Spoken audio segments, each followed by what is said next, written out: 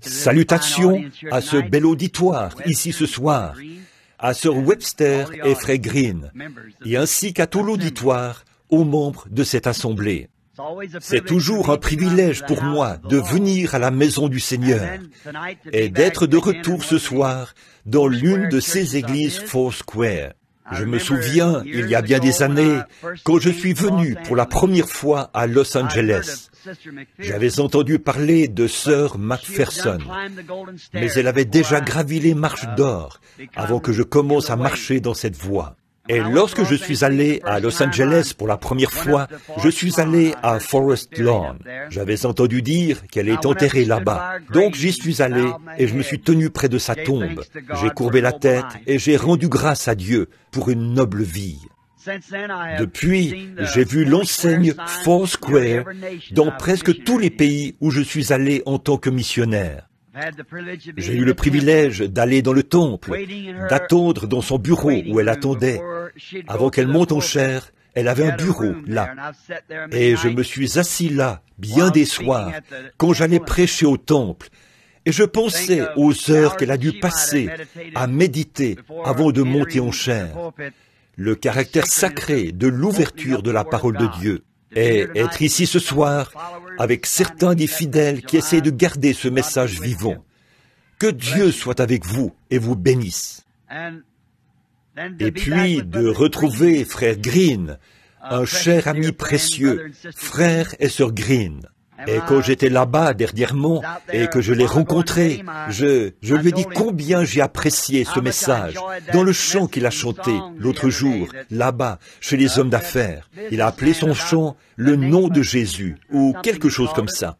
Ils ne l'ont pas encore enregistré. Je lui ai dit « Permettez-moi d'être le premier client ». C'était un si beau chant. Et j'ai pensé que lorsque j'arriverais, il le chanterait peut-être pour moi ce soir. Et ma femme et mes enfants sont au fond là-bas pour l'écouter. Et je suis sûr qu'ils l'ont apprécié eux aussi. Et sa voix n'est pas... Elle nous est très familière chez nous. J'ai beaucoup de ces enregistrements. Quand j'ai beaucoup de peine, j'entre là, j'ai un de ces tourne-disques et je fais jouer tout un tas de ces disques. Je m'assieds là et je les écoute.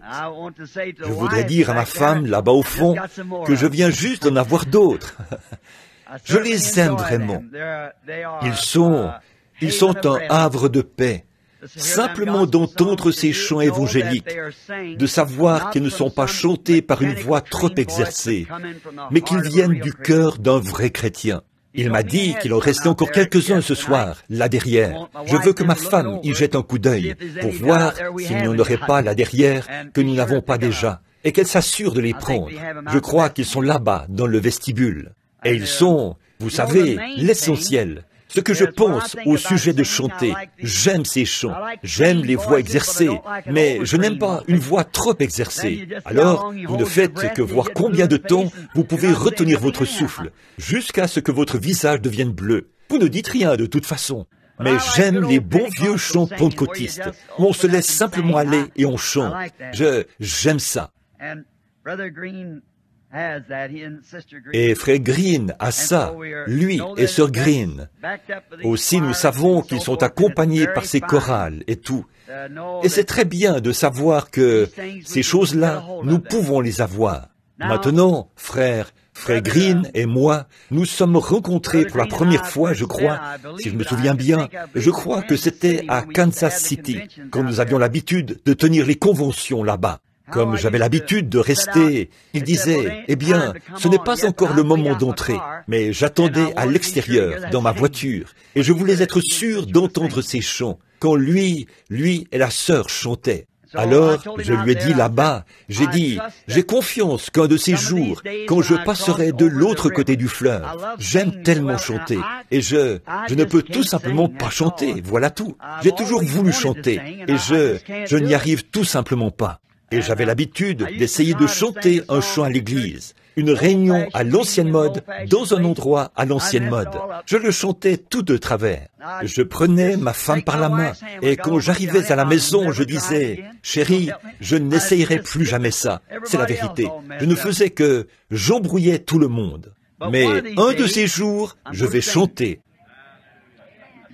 Et j'ai toujours pensé que peut-être là-bas, sur la colline, là où le fleuve de la vie coule près du trône, quand cette grande chorale de tous les rachetés, ces merveilleuses voix se trouveront sur le versant de cette colline, en train de chanter. J'espère qu'il y aura de l'autre côté un petit arbre qui offrira de l'ombre. Si vous voulez me voir, allez simplement là. Je serai assis là à les écouter. Puis, un de ces matins, quand vous serez dans votre palais, et que vous sortirez sur le perron de votre palais, très loin quelque part là-bas, tout au fond des bois, il y a une petite cabane construite quelque part. Vous allez sortir sur votre perron et vous allez entendre quelqu'un chanter. Grâce infinie de notre Dieu. Vous direz, oh, frère Branham y est arrivé, car le voilà, il y est finalement arrivé. Je serai capable de chanter à ce moment-là. D'ici là, je n'ai qu'à pousser des cris de joie au Seigneur. Nous sommes heureux, n'est-ce pas? Nous n'avons aucune raison de nous inquiéter, aucune. Nous sommes ancrés en Christ, assis dans les lieux célestes, enlevés maintenant même dans la grâce de l'enlèvement, assis dans sa présence dans les lieux célestes en Jésus-Christ. La mort elle-même ne peut pas nous atteindre. Nous sommes bien ancrés. Rien ne peut nous nuire. Nous sommes en sécurité, tout simplement, et nous attendons sa venue. Et nous sommes reconnaissants de cela. Maintenant, je dois conduire environ 240 kilomètres ce soir, après le service. Et avec un beau groupe comme celui-ci, il me faut beaucoup de temps pour débuter et ensuite 2 fois plus de temps pour m'arrêter. Je vais donc essayer d'entrer directement dans ce que j'ai l'intention de dire aussi vite que possible. Je veux remercier le pasteur, les collaborateurs et tout le monde pour cette occasion de venir ici, pour rendre témoignage de sa grâce ce soir, dans cette belle assemblée.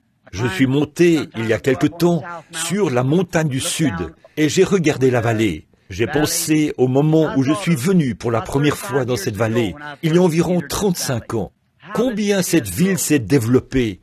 Elle s'est étendue dans toute la vallée de Maricopa, ici. À perte de vue, c'est la ville. J'étais là-bas avec ma femme et j'ai dit, « Tu sais, chérie, il y a peut-être 300 ans, il n'y avait rien d'autre qui passait par ici que des coyotes et des pécaris, et ainsi de suite, partout dans la région. Et puis l'homme est venu et a commencé à bâtir. Puis la civilisation a commencé à s'étendre. Alors le péché et la violence se sont installés. J'ai pensé, ne serait-ce pas un endroit merveilleux? J'ai toujours pensé qu'un jour, j'aimerais vivre à Phoenix. Et alors, en regardant la vallée, j'avais presque envie de pleurer dans mon cœur, en pensant combien ce serait un endroit magnifique s'il n'y avait pas de péché. La façon dont ils ont pris le désert pour en faire un lieu d'habitation. Aujourd'hui, on se promenait en voiture au sommet du mont Camelback. Il y a de belles maisons là-haut. C'est presque comme si vous entriez au paradis.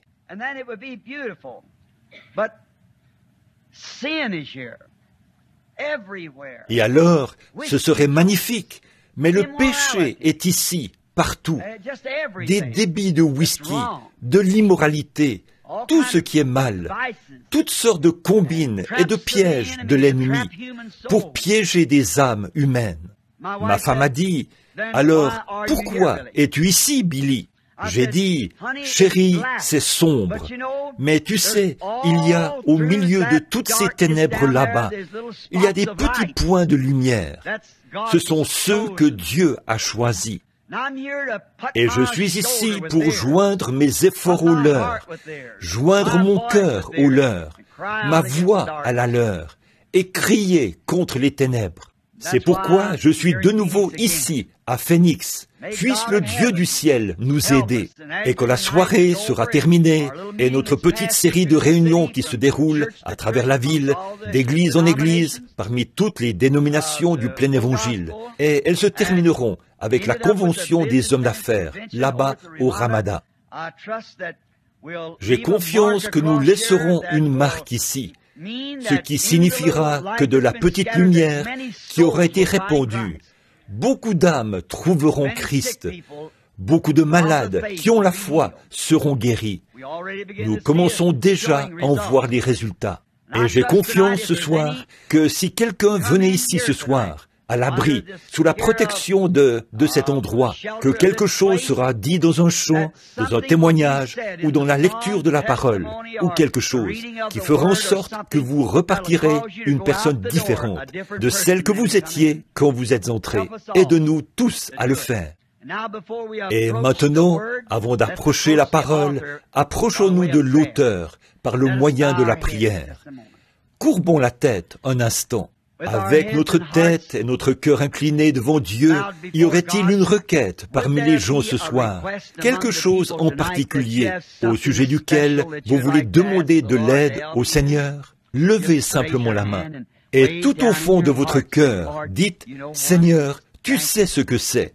Merci. Que Dieu vous bénisse. » Notre Père Céleste, nous venons maintenant en ce nom entièrement suffisant, celui du Seigneur Jésus, sachant qu'il a promis ceci, si vous demandez au Père quoi que ce soit en mon nom, cela sera accordé.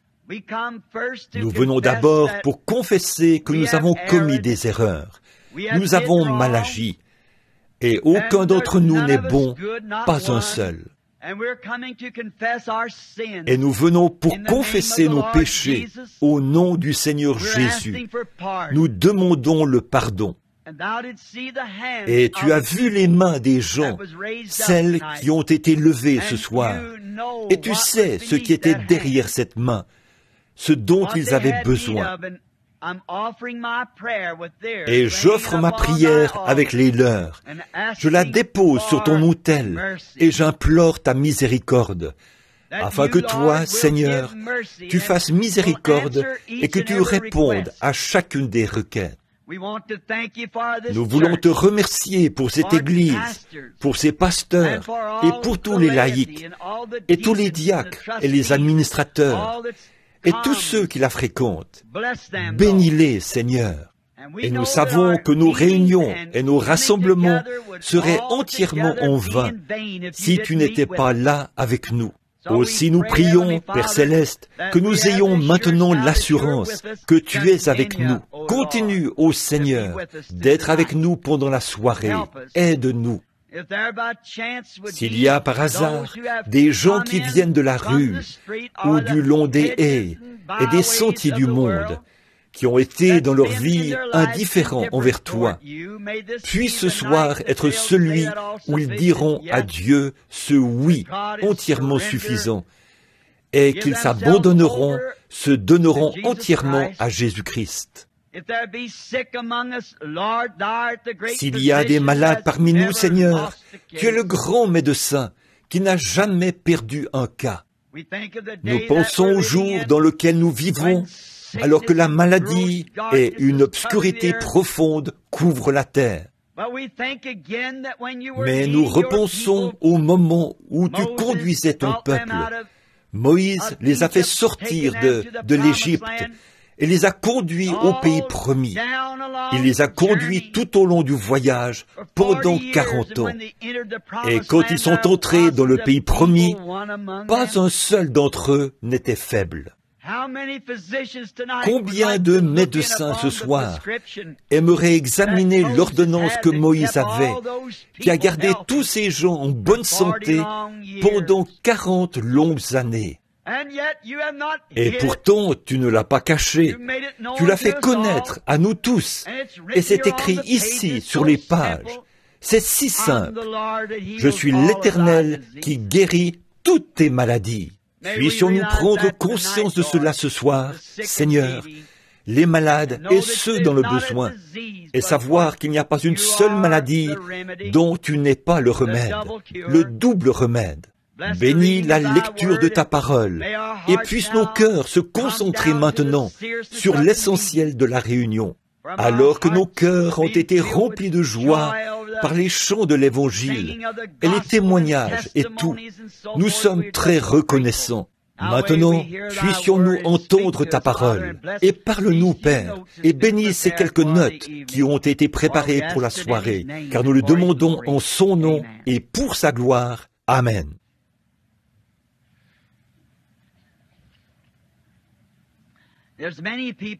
Il y a beaucoup de gens qui viennent à la réunion qui aiment toujours prendre en note ce qu'un ministre a à dire ou ce qu'il lit dans l'Écriture.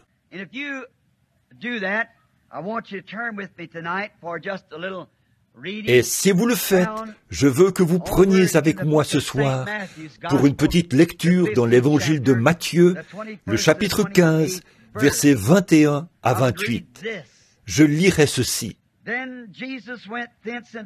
Jésus, étant parti de là, se retira dans le territoire de Tyr, de Sidon.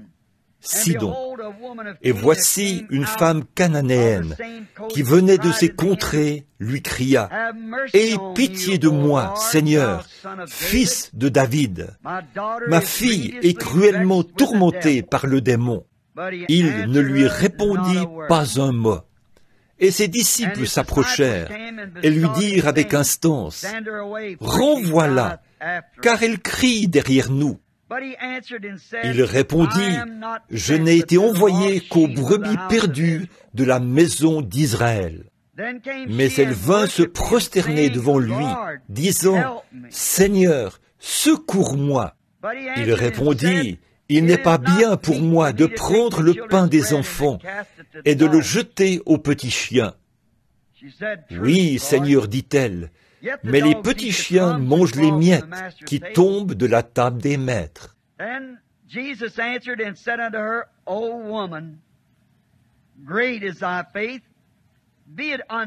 Alors Jésus lui dit, « Femme, ta foi est grande, qu'il te soit fait comme tu veux. » Et alors même, sa fille fut guérie.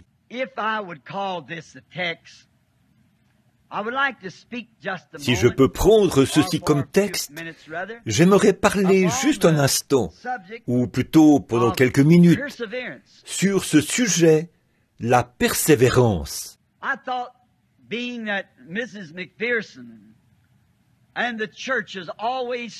J'ai pensé, étant donné que Mme Macpherson et l'Église ont toujours si vaillamment défendu la guérison divine, et nous ne pouvons pas prêcher le plein évangile sans prêcher la guérison divine, parce qu'elle fait partie de l'évangile. Je me souviens, quand j'étais un petit garçon, j'ai lu un article dans l'un des magazines, Life ou Look, ou l'un de ces magazines. Je n'étais qu'un jeune garçon.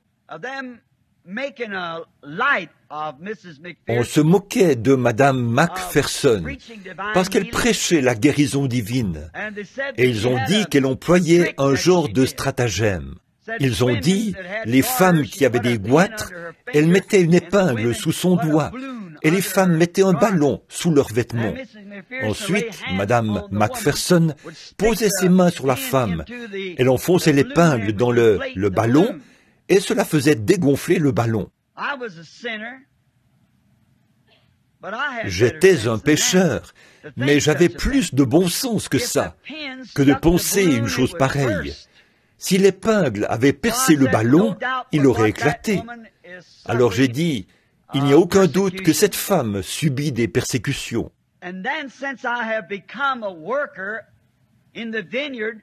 Et donc, depuis que je suis devenu un ouvrier dans la vigne, je me rends compte de ce qu'elle a dû endurer. Quand vous prenez position pour la vérité, vous êtes toujours haï de l'ennemi.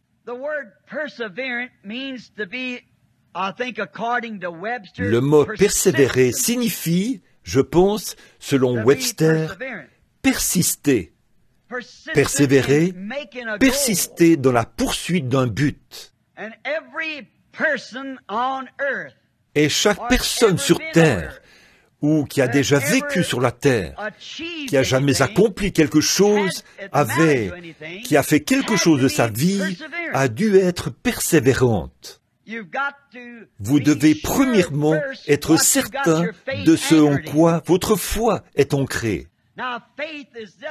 Or, la foi n'est pas une chose qui est si facilement ballottée, et une sorte de, comme on dirait dans le langage de la rue, un tour de passe-passe. La foi ne peut avoir une position correcte que lorsqu'elle est placée sur quelque chose d'inébranlable. Si je vous disais d'aller là-bas et de poser votre main sur cet arbre pour recevoir votre guérison, vous pourriez en douter. Alors, pourquoi? Il n'y aurait aucun fondement à cela. Vous n'auriez que ma parole. Et si je vous disais que de vous laver dans une certaine eau, ici, dans la vallée, vous apporter la guérison, cela dépendrait de la confiance que vous avez en moi. Et la foi vient de ce qu'on entend. Entendre quoi? La parole de Dieu. C'est pourquoi, si ceci est la parole de Dieu, et elle l'est, ce qu'elle enseigne, nous pouvons nous reposer sur cela. Dieu ne peut pas changer. Dieu doit toujours demeurer Dieu. Sa parole doit être aussi vraie dans cet âge-ci qu'elle l'a toujours été dans n'importe quel âge. Maintenant, nous sommes limités. Nous pourrons dire quelque chose cette année et le lendemain même, il nous faudra peut-être modifier ce que nous avons dit parce que nous ne sommes pas tout à fait certains, parce que nous sommes limités. Nous ne faisons que présumer. Et présumer signifie s'aventurer sans autorité. Mais quand Dieu dit quelque chose, c'est parfait. Il n'a pas à le modifier. Abraham ne douta point par incrédulité au sujet de la promesse de Dieu, mais il fut fortifié, donnant gloire à Dieu, parce qu'il savait qu'il était capable d'accomplir, ou de garder, ou de faire ce qu'il avait promis.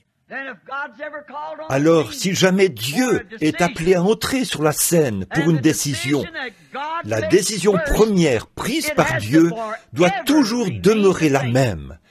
Elle ne pourra jamais changer.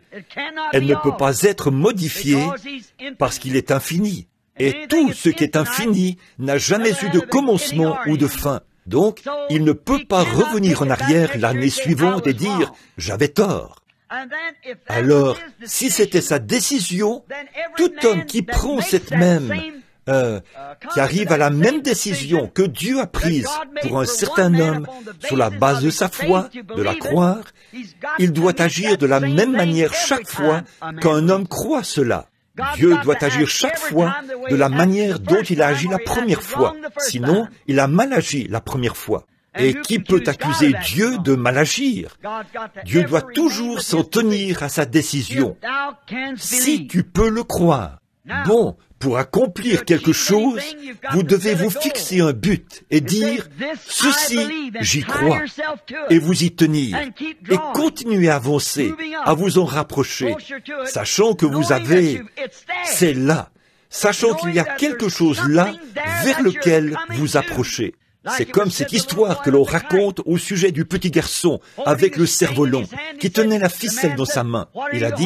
L'homme a dit, « Qu'est-ce que tu tiens, fiston ?» Il a dit, « Mon cerf-volant. » Il a dit, « Je ne vois rien d'autre qu'une ficelle. » Il a dit, « Mais il y a un cerf-volant à l'autre bout. » L'homme a levé les yeux et a dit, « Je ne vois pas le cerf-volant. » Le petit garçon a dit, « Moi non plus. » Il a dit, « Eh bien, comment sais-tu que tu as un cerf-volant ?» Il a dit, « Je peux le sentir tirer à l'autre bout. » Eh bien, c'est la même chose avec la foi. La foi est une ferme assurance des choses qu'on espère, une démonstration des choses qu'on ne voit pas. Aussi longtemps que vous placez votre foi sur cela et que vous êtes ancré là, vous allez y parvenir. Peu importe que vous le voyez ou non, vous savez quand même que c'est là. Vous tirez dessus et il vous tire. Et tout homme qui a jamais réalisé quelque chose de valeur s'est fixé un but. Il a ensuite persisté, persévéré pour l'accomplir. De grands hommes, George Washington, qui est appelé le père de notre nation, lorsqu'il est arrivé à Valley Forge, après avoir passé toute la nuit en prière, si bien qu'il était trempé, couvert de neige jusqu'au-dessus des hanches, à genoux dans la neige.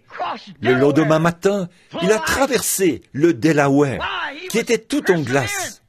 Pourquoi? Il a persévéré. Il avait la réponse. Rien n'allait lui faire obstacle.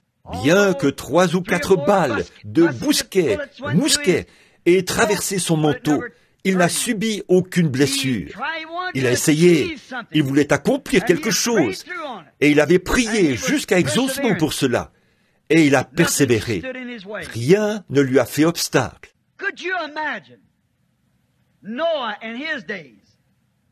Pourriez-vous imaginer Noé à son époque? Combien Noé a persévéré? Or, il n'était qu'un fermier, et il vivait dans un jour de recherche scientifique plus avancé, peut-être, que ce que nous avons aujourd'hui. Parce qu'à cette époque-là, ils ont construit les pyramides. Et si certains d'entre vous ont eu le privilège d'aller voir la grande pyramide d'Égypte, et de voir le Sphinx et tout, eh bien, c'est étonnant à voir. Comment ils ont réussi à lever ces gros blocs de pierre dans les airs, presque la hauteur d'un pâté de maison, alors qu'ils pesaient des milliers de tonnes. Aujourd'hui, nous ne pourrions pas reproduire ça. Nous ne comprenons pas. Ils avaient quelque chose. Ils avaient une teinture. Ils avaient quelque chose avec lequel ils pouvaient embaumer un corps, qui pouvait lui donner une apparence tout à fait naturelle pendant des milliers d'années. Nous n'avons pas ces arts, ces colorants et tout qu'ils avaient. C'était un grand âge scientifique. Mais un jour, alors que Noé était dans les champs, peut-être en train de s'occuper de sa récolte, Dieu lui est apparu et lui a dit, « Prépare-toi pour le salut de ta maisonnée. Construis une arche. Il va pleuvoir. » Maintenant, nous savons tous que dans le monde antédiluvien, il n'avait jamais plu. Et alors, ça ne concordait pas avec la pensée des scientifiques de cette époque-là. Son message était contraire. Sans doute que de brillants scientifiques sont venus le voir et lui ont dit, « Bon, regarde bien, monsieur Noé.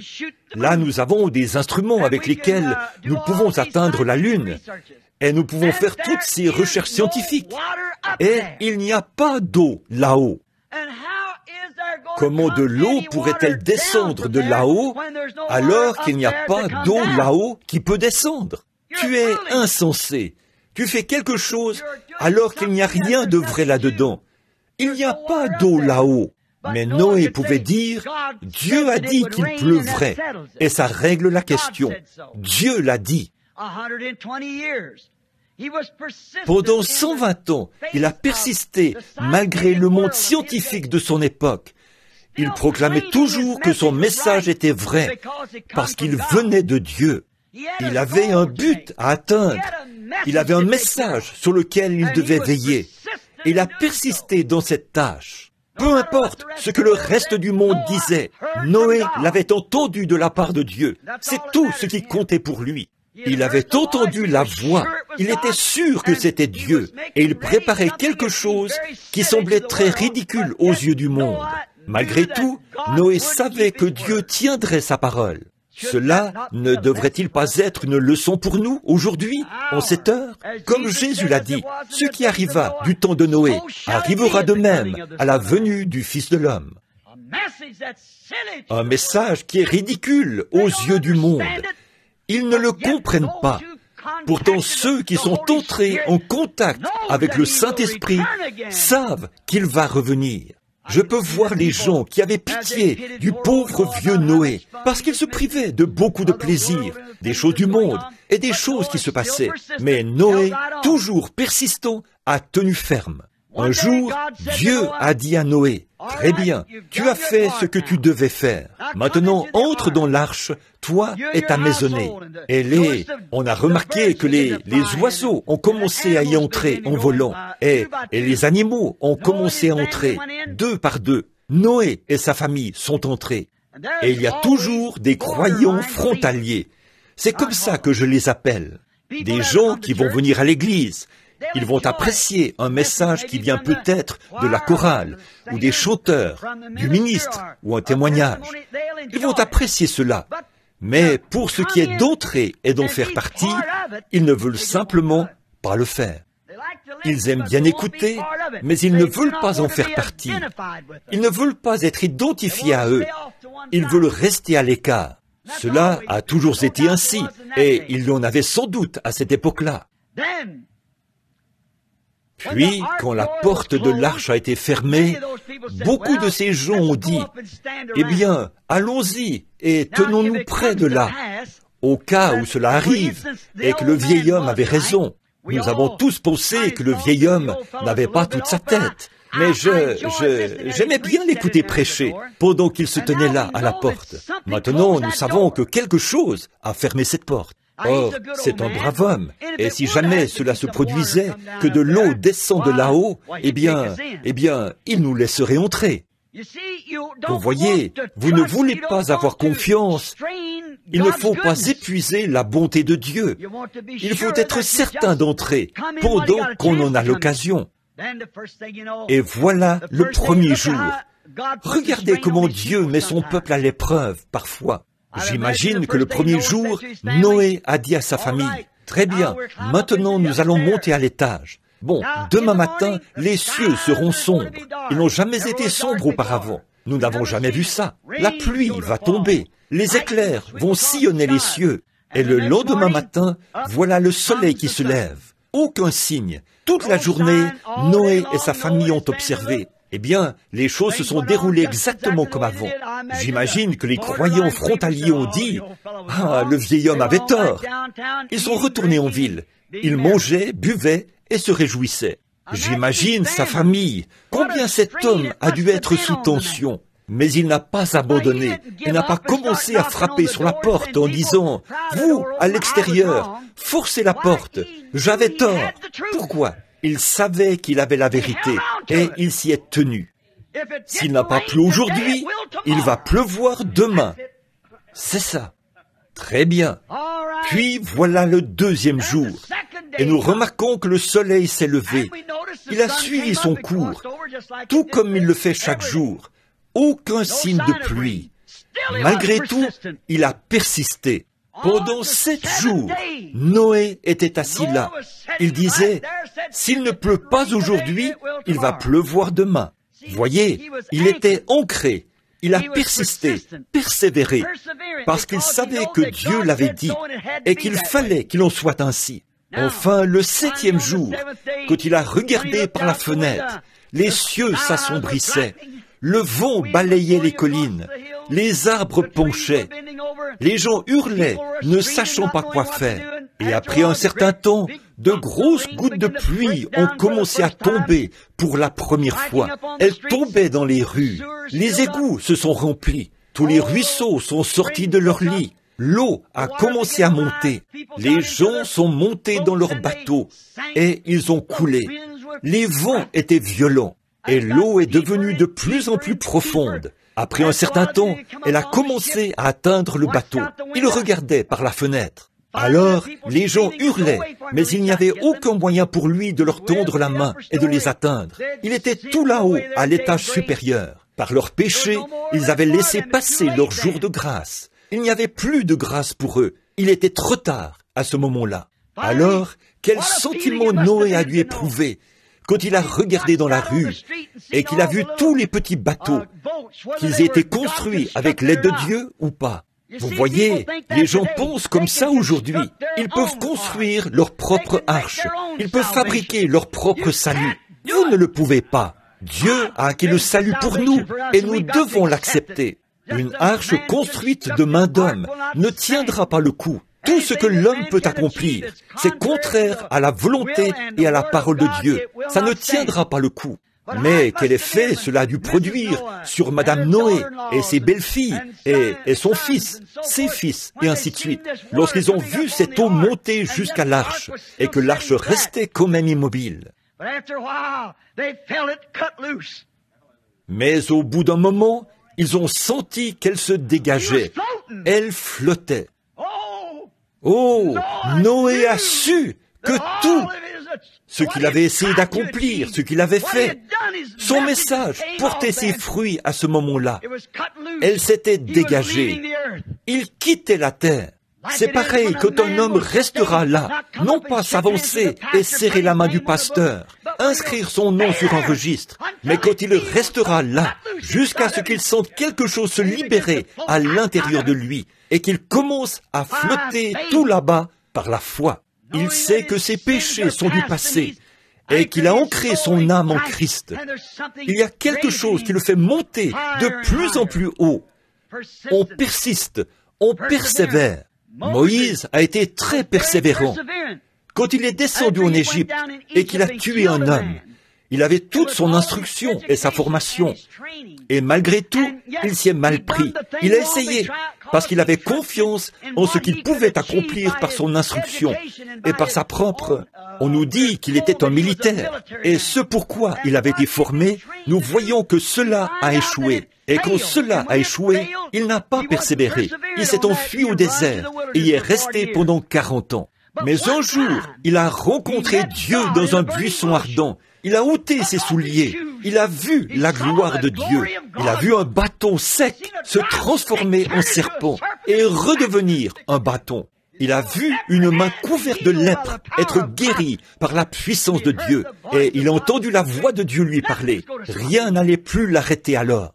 Je l'ai souvent décrit. J'espère que ce n'est pas d'une manière sacrilège. Un vieil homme, âgé de 80 ans, avec sa femme, assis sur un mulet, tenant un enfant sur sa hanche. Le lendemain, et avec sa barbe qui pendait, le bâton à la main, il avançait, les yeux fixés vers le ciel, et sa barbe blanche qui flottait au vent. Et quelqu'un a dit, « Où vas-tu, Moïse ? Je vais en Égypte pour prendre le contrôle. » Une invasion par un seul homme. Ça avait l'air plutôt ridicule. Mais pour l'esprit charnel, les voies de Dieu sont ridicules. Mais elles sont précieuses pour ceux qui y sont ancrés. Ils savent de quoi ils parlent. Ils courent vers le but. Oh, quelle chose extraordinaire cela a dû être. Noé, ou Moïse plutôt, qui allait en Égypte, une nation que le monde entier craignait, un peu comme la Russie aujourd'hui, une invasion par un seul homme, un vieil homme de 80 ans, avec sa femme assise sur un mulet et un bâton tordu à la main, en route pour prendre le contrôle. La chose qui est étrange à ce sujet aux yeux du monde, c'est qu'il l'a bel et bien fait. Il a pris le contrôle.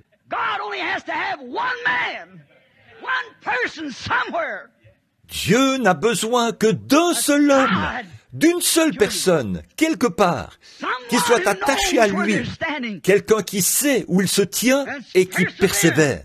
Alors les persécutions, les différends ne le dérangent pas du tout. Il y allait pour prendre le contrôle et il l'a fait. Cela a semblé très ridicule, alors qu'un homme qui mesurait environ 4 mètres ou plus s'est présenté là. Je crois que ses doigts mesuraient 35 cm. Il tenait une lance à la main, semblable à une aiguille de tisserand, dont la longueur était probablement égale à la moitié d'ici jusqu'à la porte là-bas. Il se tenait là et défiait Israël. Puis Saül, de l'autre côté, dépassait d'une tête toute son armée. Un homme formé. Ils étaient tous bien formés, mais dupés. C'est vrai. Et le diable voulait leur faire une proposition. C'est comme ça que fait le diable, quand il pense qu'il a l'avantage. Viens par ici, ne versons pas de sang, seulement 2 d'entre nous. Si je bats votre homme, alors vous allez nous servir. S'il me tue, alors il n'y en aura qu'un seul d'entre nous qui mourra, au lieu de nos armées. Quelle proposition il peut faire? Tout le monde était mort de peur.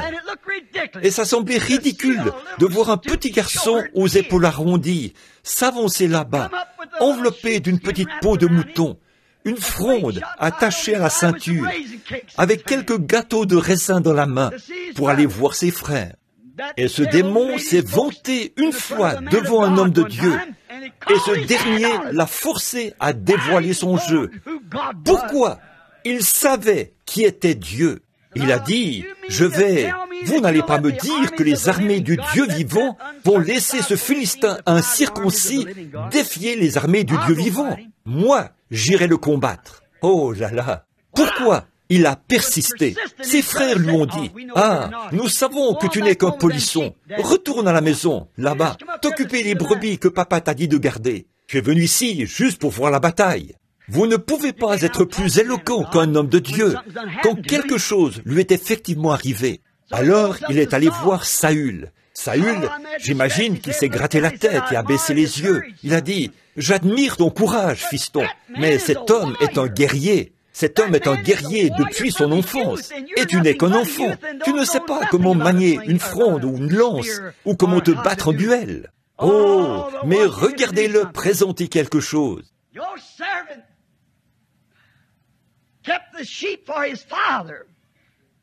Ton serviteur gardait les moutons pour son père. Et il a dit, un jour, un ours est entré et a pris un des agneaux de mon père. Je l'ai poursuivi et je l'ai tué. Puis un lion est entré et on a pris un et l'a emporté. Je l'ai poursuivi et je l'ai tué. Maintenant, a-t-il dit, le Dieu qui m'a donné la victoire sur l'ours et sur le lion, à combien plus forte raison va-t-il me donner la victoire sur ce Philistin incirconcis qui défie les armées du Dieu vivant? Saül a dit, mais tu n'es qu'un enfant. Il a dit, tu ne portes rien du tout, rien qu'une petite peau de mouton. Attends, je vais te mettre mon armure. Alors, il l'a pris et lui a mis son armure. Pouvez-vous imaginer ça? La Bible dit qu'il avait le teint rosé, et cet homme tout petit, qui pesait peut-être 50 kilos, s'est revêtu de cette grande armure d'un homme qui pesait environ 115 kilos, qui mesurait environ 2 mètres. Il était écrasé sous le poids. Pouvez-vous imaginer ça? David a regardé autour de lui. Les épaulettes dépassaient d'à peu près ça, et ça ressemblait à une jupe sur lui. Son plastron qui pendait comme ça. Il a constaté que le vêtement ecclésiastique n'allait pas à un homme de Dieu. Oui. Il a dit, débarrassez-moi de ça. Je ne sais rien de ces choses-là. Mais laissez-moi y aller avec ce que je sais être bien. Voilà, il y est allé avec la puissance de l'esprit. Je crois que c'est Hudson Taylor qui a dit une fois un missionnaire chinois. Ce jeune chinois a dit, « Monsieur Taylor, j'ai senti mon appel en Christ. » Il a dit, « Devrais-je maintenant aller étudier pour obtenir ma licence en lettres, puis mon doctorat en philosophie, et tout ce qu'il me faut obtenir, mon doctorat ?»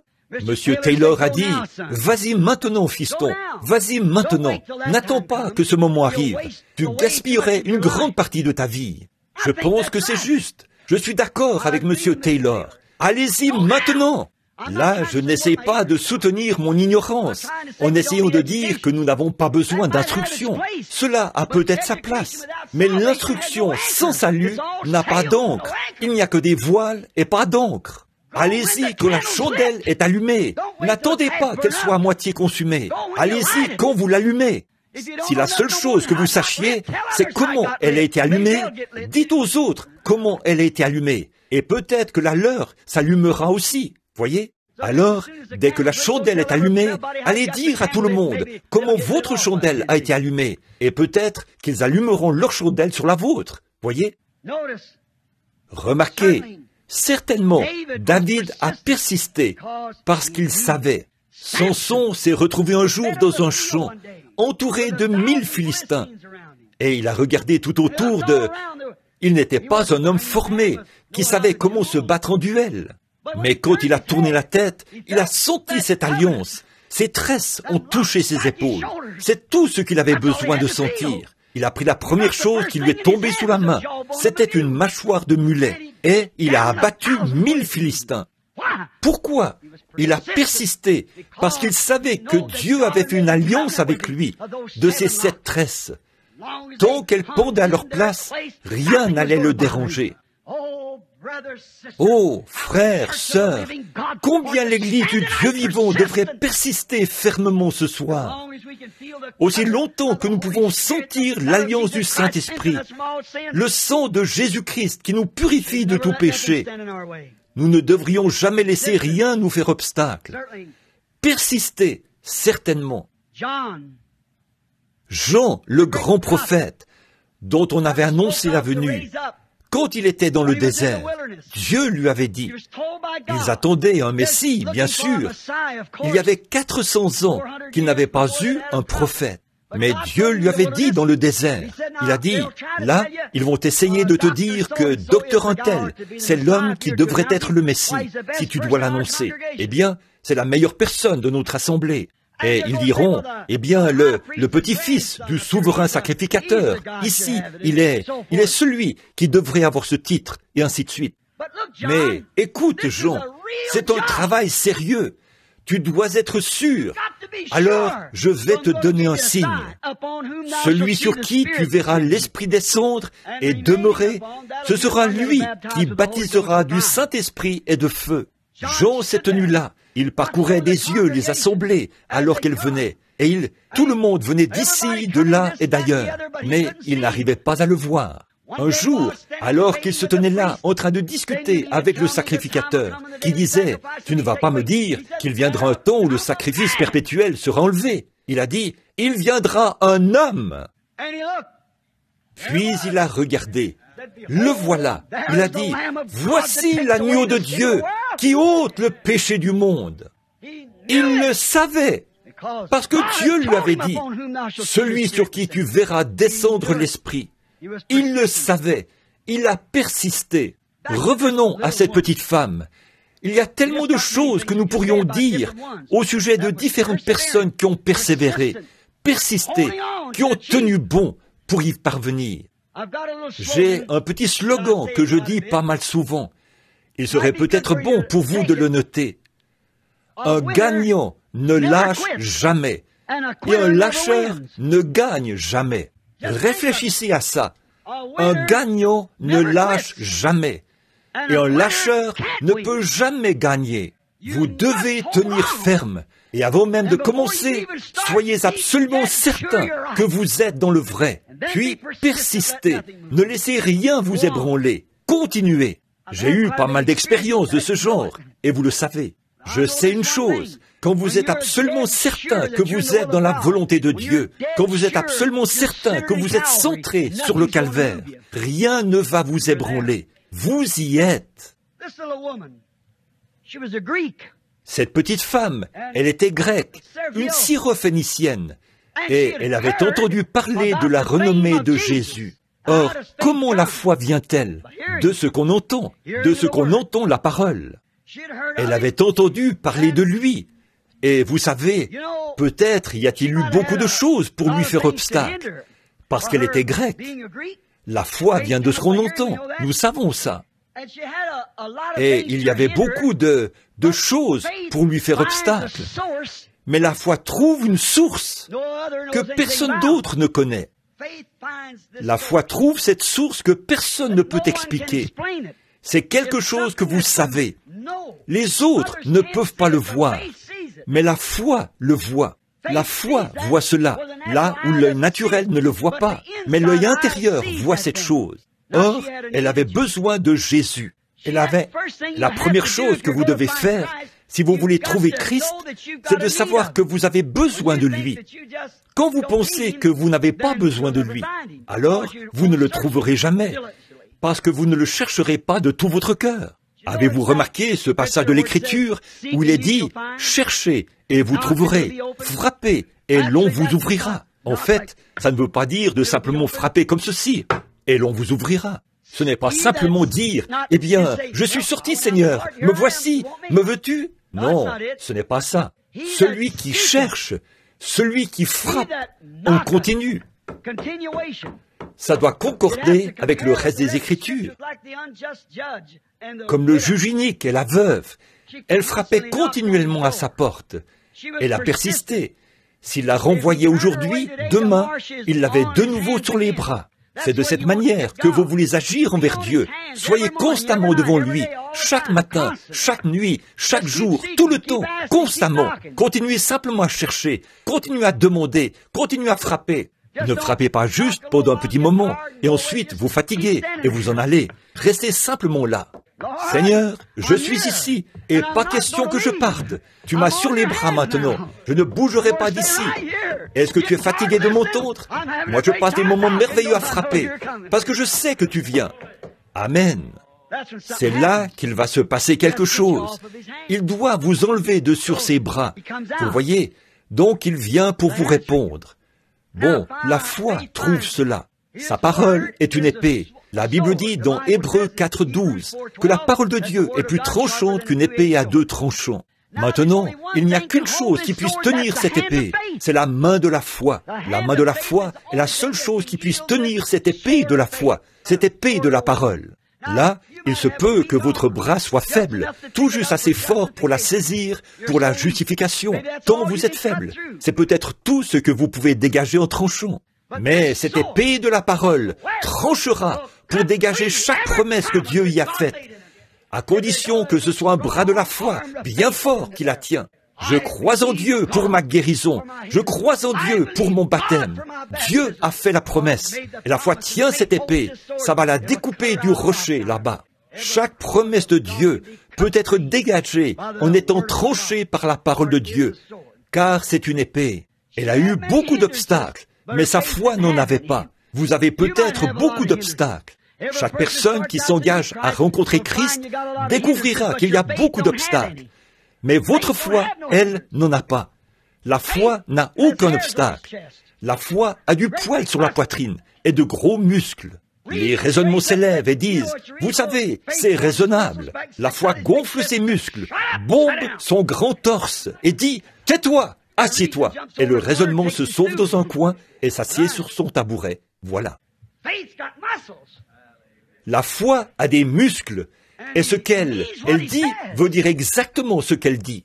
Voilà ce qu'il nous faut ce soir. Voilà ce dont l'église Foursquare a besoin. Voilà ce dont le groupe Pentecôtiste a besoin. Voilà ce dont le monde entier a besoin. Voilà ce dont j'ai besoin. Voilà ce dont vous avez besoin. Et nous devrions avoir honte de l'admettre. Mais nous avons besoin d'une foi qui s'accrochera à la parole de Dieu et qui déclarera qu'elle est vraie. Faire face au diable et dire « Ainsi dit le Seigneur ». Je lisais l'autre jour où un homme racontait que le diable est venu devant lui.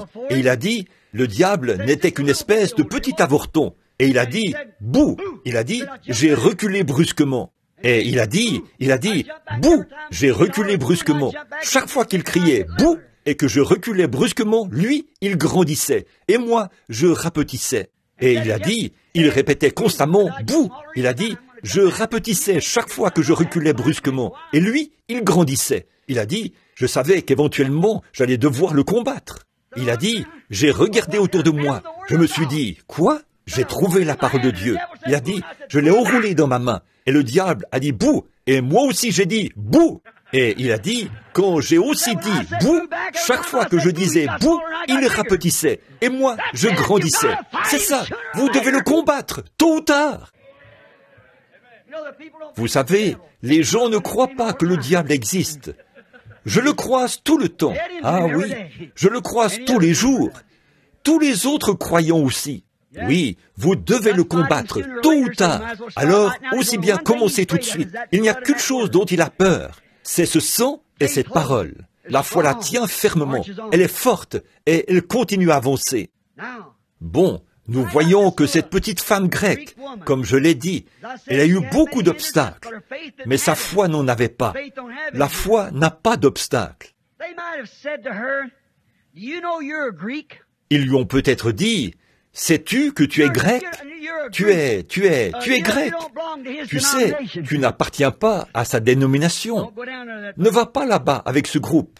Ça, c'est l'un des obstacles, voyez. Mais si vous avez la foi, vous y allez quand même. Ça ne fait aucune différence, la dénomination où il se trouve, pourvu qu'il soit là. Elle avait un besoin. Elle avait une fille qui se mourait d'épilepsie.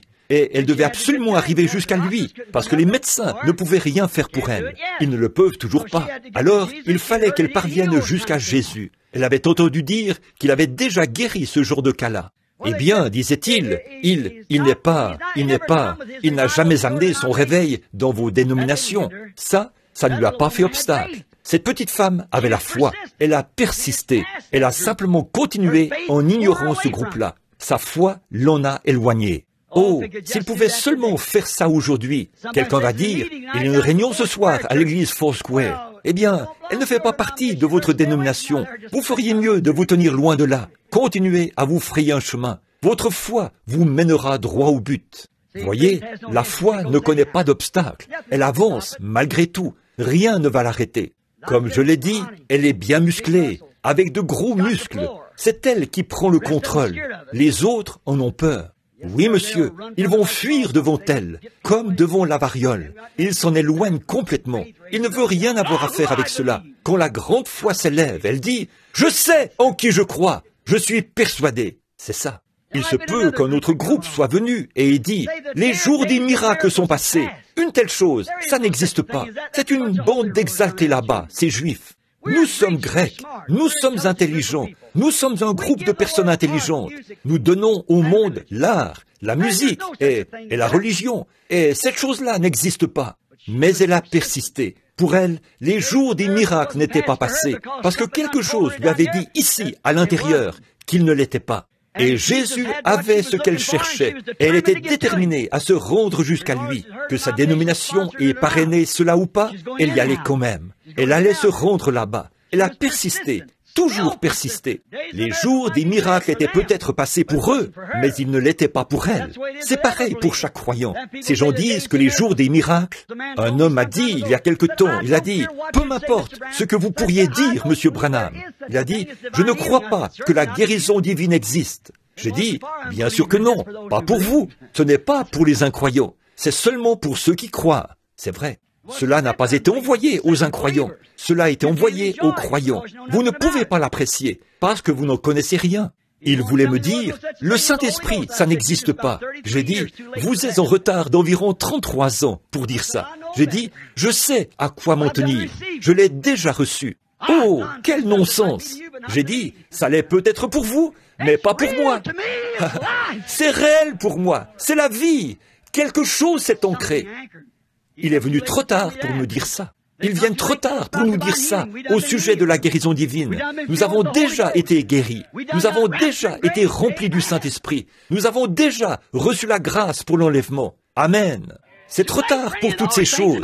Il ferait aussi bien de se taire. Nous l'avons déjà reçu. Notre foi peut dire, « Assieds-toi, je sais de quoi je parle. » Eh bien, les docteurs, peu m'importe ce que dit le docteur un tel, la Bible dit, et j'ai foi dans ce livre que je tiens dans ma main, et ma foi la tient là. Jésus vient. Je crois que j'ai reçu le Saint-Esprit, parce que je le vois qui vit dans ma vie.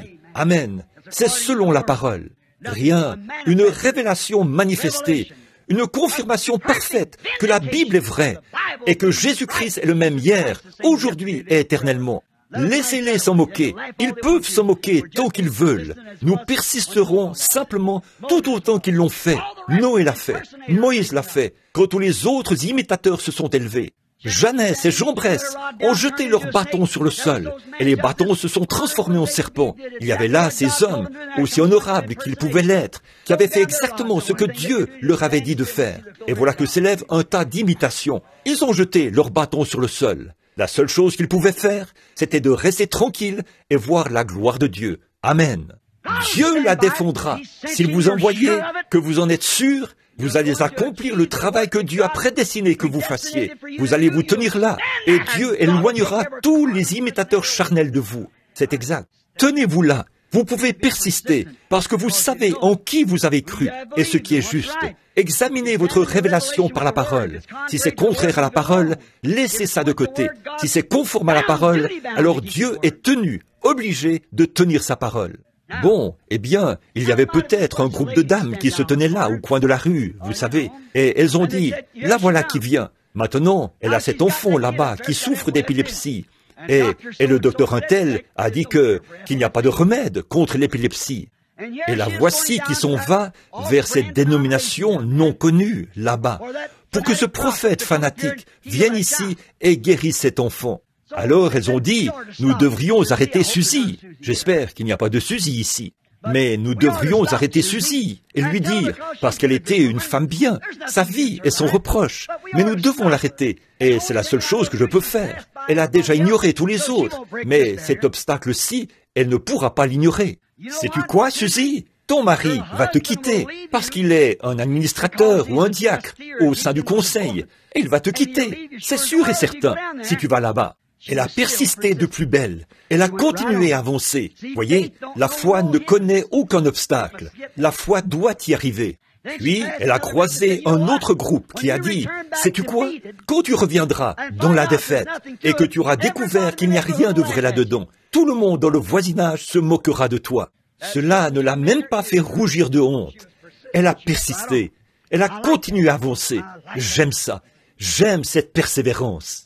Puis, voici un des diacres se tenait là, et il a dit, « Si tu vas là-bas, tu sais ce qu'ils vont faire? Ils vont te mettre à la porte de l'église, parce que tu t'es associé à ces exaltés, ou à ces gens-là. » Et il a dit, « Tu sais, excusez-moi, je n'aurais peut-être pas dû dire ça. Voyez, tu t'associes avec eux, tu seras mise à la porte de ton église. » Elle a persisté de plus belle. La foi ne connaît pas la défaite. Elle n'avait qu'une chose à accomplir, et c'était de parvenir jusqu'à Jésus. Elle avait un besoin, et lui, il était le seul qui pouvait pourvoir à ce besoin. Je dis ceci ce soir, frères et sœurs. J'ai 53 ans. Je le sers depuis l'âge d'environ 20 ans. Il a pourvu à tous mes besoins. Et quand viendra l'heure de ma mort, je suis sûr que ce dont j'aurai besoin à ce moment-là, 2 ailes pour franchir le fleuve, il sera là. Ne vous inquiétez pas, je sais qu'il sera là.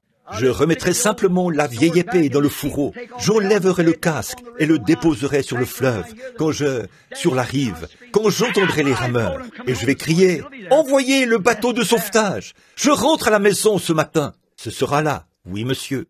L'étoile du matin descendra et éclairera le chemin, et nous traverserons le fleuve. Oui monsieur. Amen. Elle a persisté, elle avait quelque chose à accomplir. Elle savait qu'elle devait persévérer pour parvenir jusqu'à Jésus. Alors, elle devait tout ignorer. Finalement, elle est arrivée. Bon, enfin, elle est arrivée. Tout va bien maintenant. Et là, voici qu'arrive un autre obstacle. L'homme même en qui elle professait avoir confiance. L'homme qu'elle essayait d'atteindre, Jésus. Il a dit, « Je ne suis pas envoyé à votre race. » Oh là là, est-ce que cela ne nous ferait pas exploser, nous les pentecôtistes? Oh là là, je ne suis pas envoyé à votre race. C'était tout un choc. Mais savez-vous quoi? La foi ne connaît pas de choc. Et de nouveau, il s'est retourné. Après toutes ces choses qu'elle avait traversées, sa foi a tenu ferme, car elle savait que Jésus pouvait lui donner ce qu'elle désirait. Et elle a franchi chacun de ces obstacles. Et lorsqu'elle est parvenue jusqu'à lui, elle a été carrément repoussée. Je ne suis même pas envoyé à votre race. Je peux l'imaginer là, les yeux brillants. Elle était devant lui à ce moment-là. C'est le seul endroit où elle devait être. Et il a dit, en plus, ta race n'est rien d'autre qu'une bande de chiens. Oh là là! Et s'il vous avait dit cela à vous, vous auriez dit, je vais reprendre mes papiers de ces Foursquare et je vais aller ailleurs. Je ne retournerai plus jamais là-bas. Je vais reprendre mes papiers d'un tel. Oh oui, oui monsieur. Mais elle a continué à tenir bon. Oh, voyez, la foi ne connaît pas la défaite. Rien ne va l'arrêter. Même si Jésus lui a dit, celui-là même qu'elle est venue voir a dit, « Je ne suis pas envoyé à votre race, ils ne sont rien d'autre qu'une bande de chiens. » Mais qu'est-ce qu'il y a? Elle détenait une foi réelle. La foi ne connaît pas la défaite, peu m'importe d'où ça vient. Elle ne connaît pas la défaite, parce qu'elle avait la foi. Malgré tout, elle a tenu bon. Oh, j'aime ça. Elle n'était pas une plante de serre chaude, une hybride, comme certaines aujourd'hui. Ces religions hybrides que nous avons aujourd'hui, vous savez, elles ne sont bonnes à rien. Tout est hybride maintenant, hybride. Ils ont même des églises hybrides, des chrétiens hybrides, qu'on fait entrer par une poignée de main. Oh, ils peuvent mieux s'habiller. Peut-être qu'ils utilisent un meilleur anglais et tout, comme ça. Il n'y a pas de vie là-dedans. Prenez un beau gros épi de maïs hybride. Il est peut-être 2 fois plus beau que l'autre. Plantez-le, il mourra. Il n'y a pas de vie là-dedans. C'est vrai.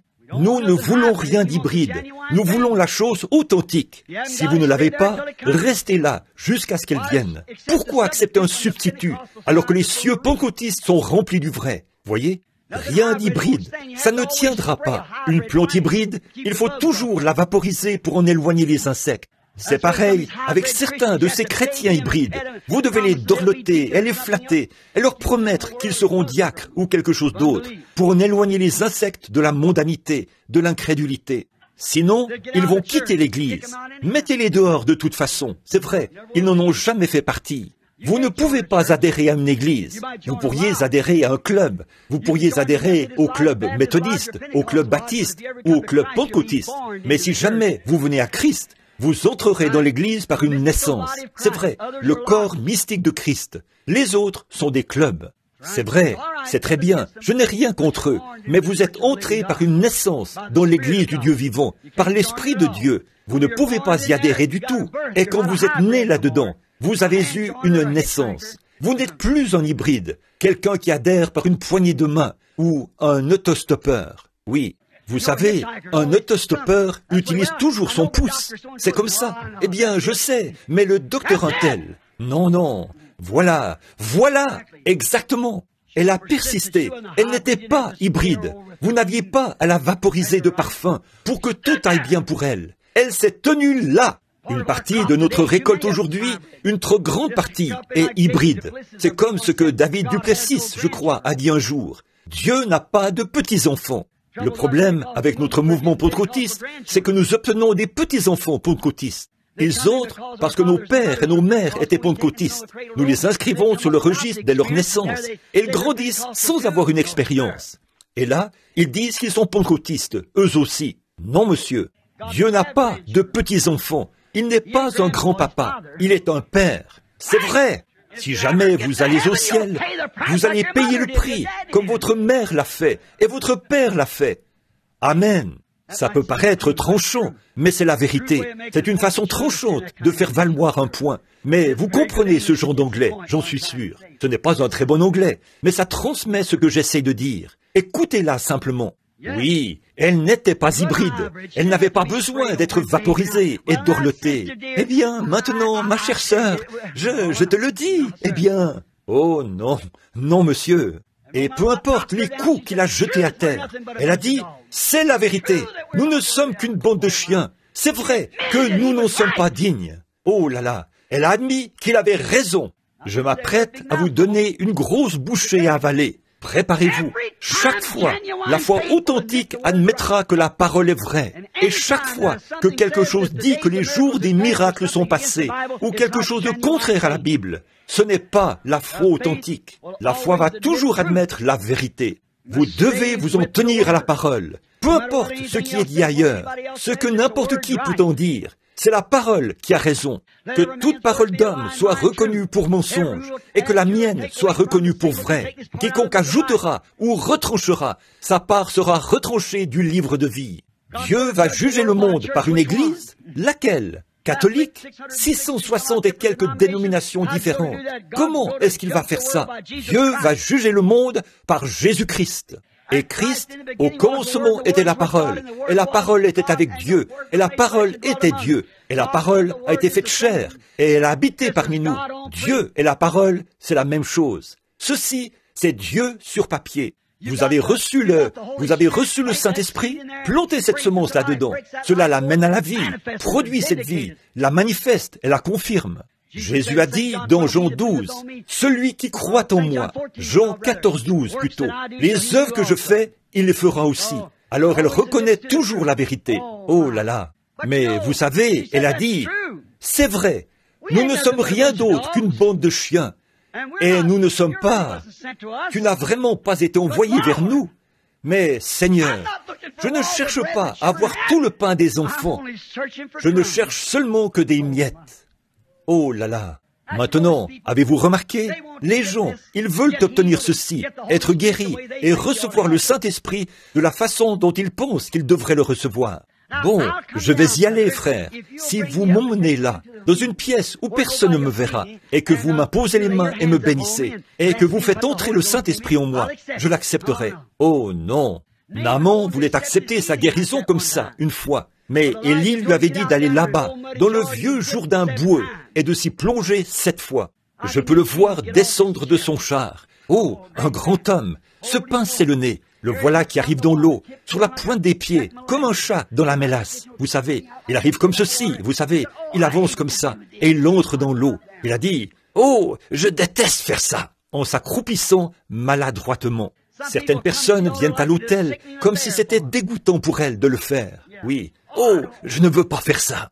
Alors, il s'est plongé une fois, puis, j'ai encore la lèpre. Le prophète a dit 7 fois. C'est vrai, jusqu'à ce qu'il obéisse à la parole, entièrement, jusqu'à ce que vous y obéissiez, entièrement.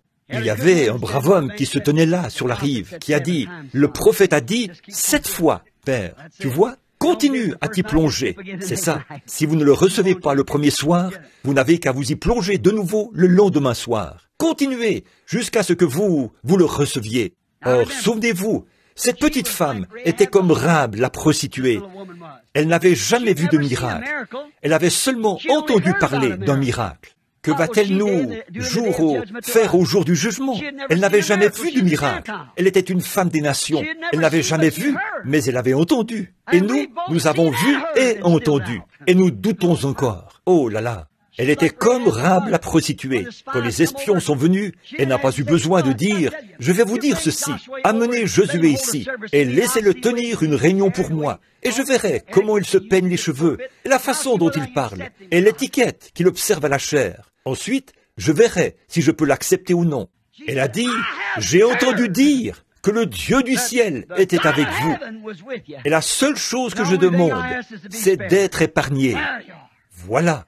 Cette petite femme a vraiment persisté. Elle a tenu ferme. Épargnez-moi. Je ferai tout ce que vous voulez que je fasse. Oh, voilà. C'est ça. Cette petite femme a persisté. Peu importe les difficultés. Oh, elle s'est approchée du don de Dieu comme il faut. Elle s'est approchée comme il faut, dans l'humilité. Elle est tombée à ses pieds, en toute humilité.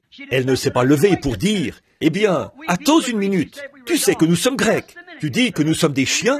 Un instant là, monsieur, te rends-tu compte que nous sommes les maîtres de l'art et que nous sommes les maîtres de ceci et de telle et telle chose? » Elle n'a pas du tout pensé à ça. Elle a simplement admis qu'il avait raison. Et elle est tombée à ses pieds. Et elle a dit, « Aide-moi, Seigneur. Je ne mangerai que les miettes. Si ma fille ne peut pas avoir une tranche de pain entière, pourrais-tu lui laisser juste les miettes? Si elle est un chien? » Oh là là, voilà. Pourrions-nous seulement nous satisfaire des miettes? Si le Saint-Esprit révélait à quelqu'un ce soir, vous êtes guéri? Seriez-vous prêt à vous contenter des miettes? Ou voudriez-vous que Dieu s'avance et qu'il vous fasse lever et vous donne une sorte de sensation?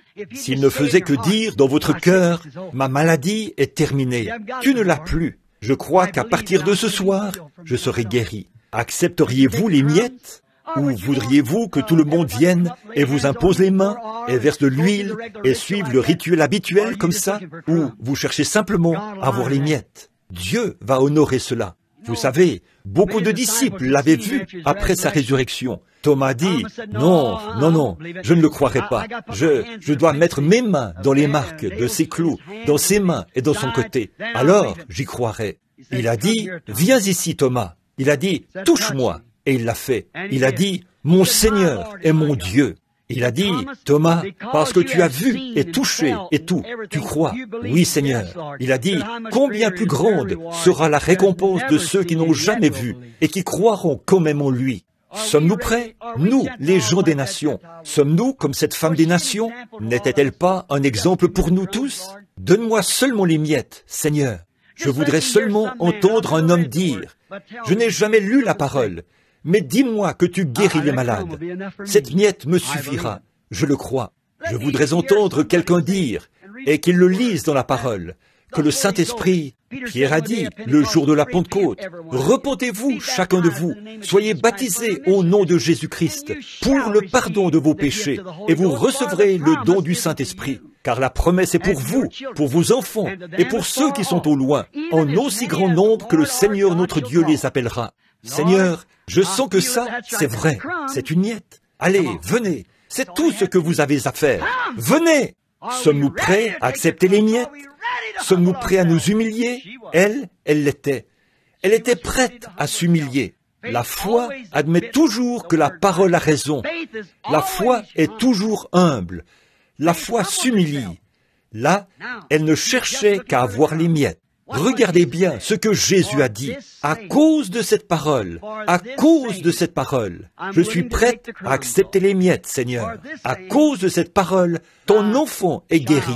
Tu as reçu ta réponse parce que tu crois cela. La foi admet que la parole de Dieu a raison. La foi admet toutes ces choses.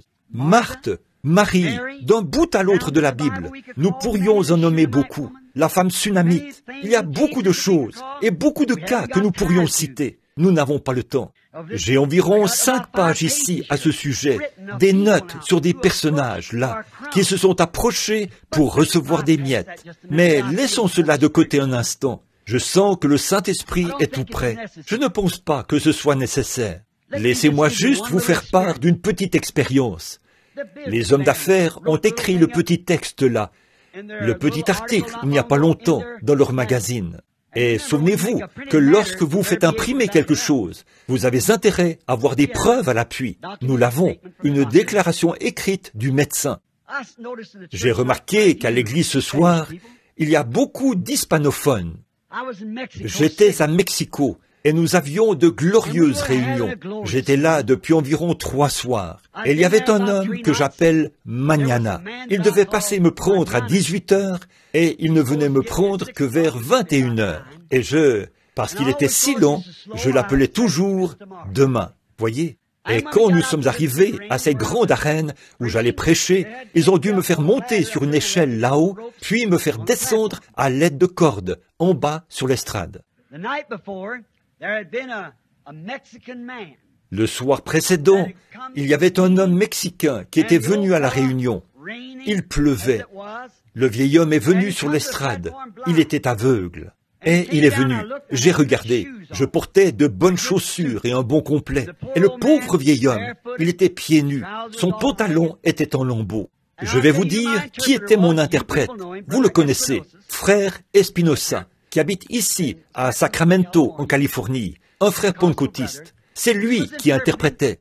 En 2 soirs, nous avions eu environ, je pense, autour de 30 ou 40 000 convertis du catholicisme au christianisme et au Saint-Esprit. Et ce vieil homme aveugle a traversé l'estrade. Et si vous ne ressentez rien pour les gens pour lesquels vous priez, il est inutile de prier pour eux.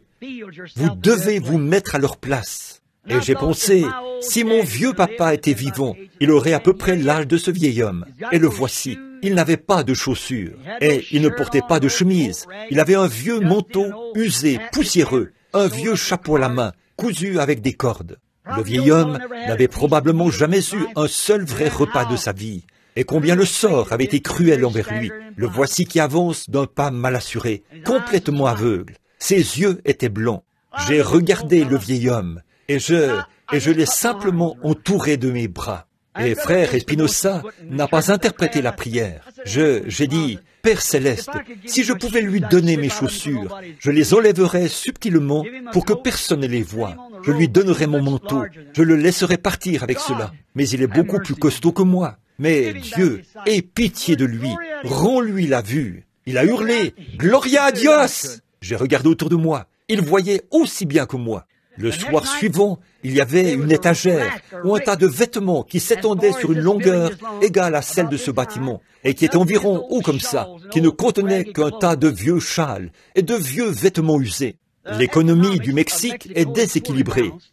Pedro gagne peut-être, il est maçon, il gagne peut-être 16 pesos par jour, mais il lui faudra 4 jours de travail pour pouvoir acheter une paire de chaussures.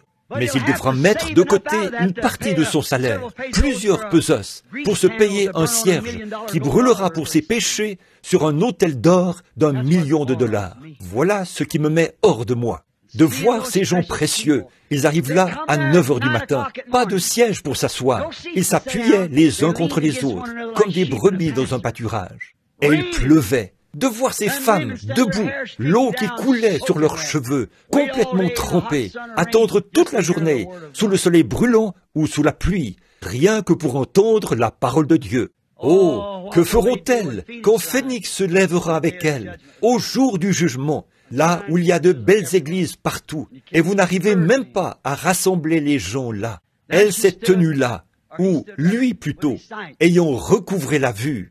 Quand je suis arrivé ce soir-là, il pleuvait très fort. Frère Jack Moore, beaucoup d'entre vous le connaissent. Frère Espinosa et plusieurs des frères étaient sur l'estrade.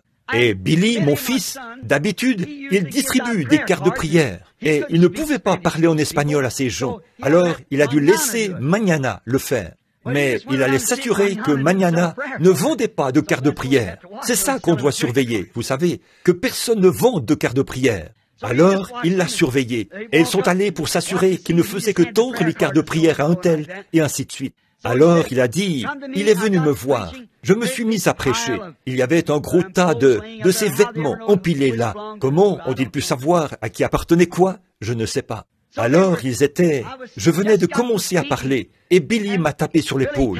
Il a dit, « Papa, il va falloir que tu fasses quelque chose à propos de cette petite femme là-bas. » Il a dit, « J'ai presque 300 huissiers, et il n'arrive même pas à la retenir. » Une toute petite femme hispanophone, à peu près grande comme ça, une jolie petite femme. Elle avait un bébé mort dans les mains, sous une couverture. Et il a dit, « Mañana a distribué toutes les cartes de prière. » Et il a dit, elle n'a pas de carte de prière. Et là, il y a la ligne de prière pour les gens là-bas. Elles sont restées debout durant les 2 dernières heures, en attendant que tu arrives. Il a dit, elle veut amener ce bébé mort ici, et nous n'arrivons pas à la retenir. Oh, eh bien, elle arrivait à passer par-dessus ces huissiers, à filer entre leurs jambes et tout. Elle a persisté. Elle voulait y parvenir. Elle avait vu cet aveugle être guéri le soir d'avant. Elle a persisté. J'ai dit, frère Moore, elle ne sait pas qui je suis. Elle ne sait pas qui est qui. Va simplement là-bas et prie pour le bébé. Ça va régler le problème. Il a dit, d'accord, frère Branham. Donc Billy l'a pris par le bras, comme si c'était moi, et ils ont traversé l'estrade. Je me suis retourné. J'ai dit, je suis très heureux d'être ici ce soir. Et les réunions ne sont pas quelque chose de nouveau pour vous, qui êtes ici à Phoenix. Là, devant moi, j'ai vu un petit bébé mexicain, sans dents, qui riait, dans une vision, juste là. J'ai dit, attends une minute, frère Espinosa, va au... Qu'est-ce qu'il y a? J'ai dit, va au micro. J'ai dit, dis-lui de venir ici. Il a dit, papa, Billy a dit, tu ne peux pas la faire passer avant tous ces gens qui ont ces cartes de prière? J'ai dit, amène-la ici, je viens de voir une vision. Alors, il l'a appelée. Et ils sont revenus. La voilà qui arrive, avec une couverture dans les mains, comme ceci. Et un petit bébé s'y trouvait. Il était mort depuis tôt ce matin-là. Il était mort de pneumonie. Un tout petit bout de chou, à peu près long comme ça. Et la voilà qui arrive. Les larmes coulaient sur ses joues. Ses petits yeux noirs. Ses cheveux pendaient. Une petite dame très charmante. Elle a couru vers l'estrade, s'est mise à genoux et s'est mise à pleurer. Padré, j'ai dit, levez-vous un instant. J'ai pensé, Seigneur, et si ce n'était pas ça, et si ce n'était pas ça, je ne sais pas. J'ai simplement vu un petit bébé mexicain, tout petit, sans dents, ses petites gencives. Il me souriait, il était juste là. Et elle pleurait. J'ai posé ma main sur la couverture mouillée. Il pleuvait à ce moment-là. J'ai dit, Père Céleste, cette petite femme, il n'y a aucun doute dans mon esprit que tu es en train de lui répondre. J'ai dit, j'ai vu la vision, que tu sais être vrai, d'un petit bébé. J'accepte seulement par la foi qu'il s'agit de ce bébé. Je ne connais pas la femme, ni le bébé, mais il y a quelque chose. Tu travailles des 2 côtés. Je lui ai imposé les mains, et à ce moment-là, il s'est mis à gigoter et à crier de toutes ses forces. La mère a retiré la couverture, et voilà, il était vivant dans ses bras. J'ai dit, frère Espinosa, ne prends pas ça en note, mais on voit quelqu'un de bien, quelqu'un de loyal. Et elle racontait cela en mexicain, que le médecin avait déclaré que son bébé était mort de pneumonie ce matin-là, vers 8 ou 9 heures. Et là, il était passé 22 heures ce soir-là. Et j'ai dit, envoie quelqu'un et obtiens une déclaration écrite du médecin qu'il a déclaré mort. Et le médecin mexicain a rempli une déclaration et l'a signée. J'ai attesté la mort de ce bébé. Il ne respirait plus ni rien. Dans mon bureau, ce matin, à 9 heures. Et là, il était 22 heures ce soir-là. Et le lendemain matin, le bébé était dans le cabinet du médecin pour un examen. Tout est redevenu normal. Pourquoi? Parce que la petite femme a persisté. La foi ne connaît pas la défaite. Si 5000 personnes se tiennent là, à cet endroit, rien ne peut remplacer cela. Son église pouvait la rejeter. Ses voisins pouvaient se moquer. Mais un Dieu qui pouvait ouvrir les yeux d'un homme aveugle le soir d'avant, pouvait ressusciter son bébé, parce qu'il est le même Dieu, hier, aujourd'hui et éternellement. Et si ce groupe de gens, ici, ce soir, des chercheurs de miettes, si c'est ce que vous êtes, le Dieu même qui vous a amené ici, qui a su vous conduire dans un endroit comme celui-ci, le Dieu qui vous a sauvé, le Dieu qui a su vous remplir du Saint-Esprit, ce même Dieu peut effacer toute trace de maladie, de chagrin, ou quelle que soit la chose que vous avez dans votre cœur ce soir, pourvu que vous le croyez. Persistez, persévérez, tendez maintenant la main et saisissez cette petite miette de foi. Dites, Seigneur, je te remercie pour cela. Me voici. Demain, le voisin dira, tu n'es pas guéri. Dites, oh, bien au contraire, je suis guéri, je suis guéri. Hier soir, j'ai trouvé une miette, là-bas, à l'église Foursquare. Quelque chose s'est ancré au-dedans de moi. Plus rien ne va m'arrêter. Je l'ai en ma possession. Courbons la tête un instant. Avez-vous besoin d'une miette ce soir? Pourriez-vous accepter la miette et persister avec cela? La petite miette de foi qui est venue à une petite femme grecque des nations. Elle n'avait jamais vu un miracle de sa vie. Une païenne idolâtre. Mais elle avait entendu dire que cela avait été accompli pour quelqu'un d'autre. Elle ne l'avait jamais vu, mais elle l'a cru. Et malgré toutes les déceptions qu'elle a eues, elle s'est fondée sur quelque chose dans son cœur qui lui disait que son enfant pouvait être guéri. Vous savez, quand elle est rentrée chez elle, elle a trouvé sa fille couchée sur un lit. La maladie l'avait quittée. Ce n'était pas seulement pour elle, mais pour sa fille qui n'était pas présente. Avez-vous besoin d'une miette ce soir? Si oui, voulez-vous simplement lever la main? Dites, Seigneur, juste une miette. C'est tout ce que je demande. Ô Père céleste, regarde ces gens des nations qui cherchent des miettes. Les temps n'ont pas encore changé, Seigneur. Ils ont entendu dire que tu guéris les malades. Ils ont entendu dire que tu remplis du Saint-Esprit. Tu donnes du repos à ceux qui sont fatigués. Ô Dieu, permets que ceux qui sont là ce soir, qui crient comme cette précieuse petite dame d'il y a bien longtemps, Seigneur, c'est vrai, nous ne sommes pas dignes de recevoir des bénédictions comme ton peuple, Israël, mais nous cherchons seulement à avoir une miette qui tombe de la table du Maître. Et ce soir, nous avons présenté la glorieuse nourriture avec laquelle tu as nourri ton Église. Et ce soir, nous avons non seulement des miettes, mais nous sommes invités à la table. Nous n'avons pas vraiment besoin de prendre les miettes, mais nous sommes heureux de les obtenir. Mais nous sommes invités à la table ce soir. Jésus a dressé sa table pour nourrir tous les saints de Dieu. Il invite ses élus à venir et manger. Permets ce soir, Père, que le besoin de chacun soit comblé. Et pendant que nous avons la tête inclinée et notre cœur dans l'humilité devant Dieu, je me demande combien de personnes dans ce bâtiment, ce soir, ne sont pas sauvées. Si Jésus venait et que le monde arrivait à sa fin ce soir, et vous êtes prêts à prendre la petite miette de foi qui a été placée dans votre cœur et approcher de la table ce soir et présenter votre petite miette de foi devant Dieu. Si vous voulez le faire, voudriez-vous vous lever et venir ici et nous laisser prier pour vous ici, à l'autel? Voudriez-vous venir sans tarder? Alors, avancez. Que Dieu vous bénisse, mon frère. Quelqu'un d'autre voudrait-il venir? Que le Seigneur soit avec vous, ma sœur. Venez ici. Y aurait-il quelqu'un d'autre ici qui voudrait une miette, qui voudrait venir à la table du Seigneur? Dites, Seigneur, je ne suis pas digne de venir. Je suis un chien. Je ne suis pas digne. Pas plus que cette femme ne l'était, mais je viens seulement pour une miette. Voudriez-vous venir, amis pécheurs? Venez. Il se pourrait que ce soit votre dernière occasion. Voyez-vous ce que devient le monde aujourd'hui? Les gens ne veulent plus venir. Vous pouvez difficilement les persuader. On dirait que l'évangile s'en va dans les champs de mission. Que Dieu vous bénisse, mon cher frère. Que Dieu vous bénisse. C'est merveilleux. Restez ici juste un instant. Quelqu'un d'autre, prenez la place à côté ici et dites, je prends position avec cet homme.